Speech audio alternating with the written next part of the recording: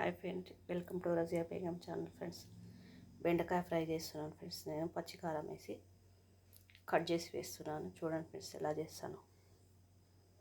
నచ్చితే మీరు కూడా చేసుకోండి friends. Like and share, subscribe friends Razia Begum channel. Full videos చూడండి ఫ్రెండ్స్, స్కిప్ చేయకుండా సపోర్ట్ మీ. బెండకాయలు 2 సార్లు కడుక్కోవాలి.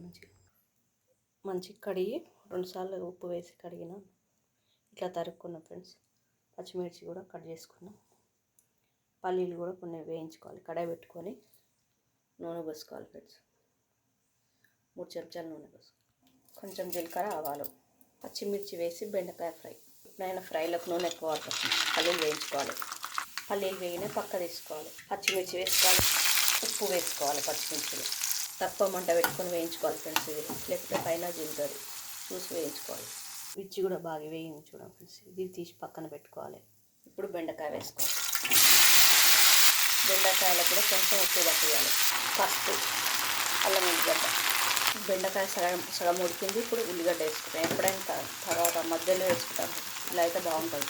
ధనియా పౌడర్ కూడా మధ్యలో వేస్తే ముక్కలు బట్టి బాగా టేస్ట్ వస్తుంది. పచ్చిమిర్చి వేసి కలుపుకోవాలి. కొత్తిమీర ఆల్మోస్ట్ అయిపోయింది ఫ్రెండ్స్. ఇంతే. పల్లీలు వేసుకో, కొంచెం పక్కన తీసుకున్నాం. చూడండి ఫ్రెండ్స్ ఎంత బాగా వచ్చిందో. మీరు కూడా చేసుకోండి ఫ్రెండ్స్. ఇలా నచ్చితే ఎంత బాగా వచ్చిందో చూడండి.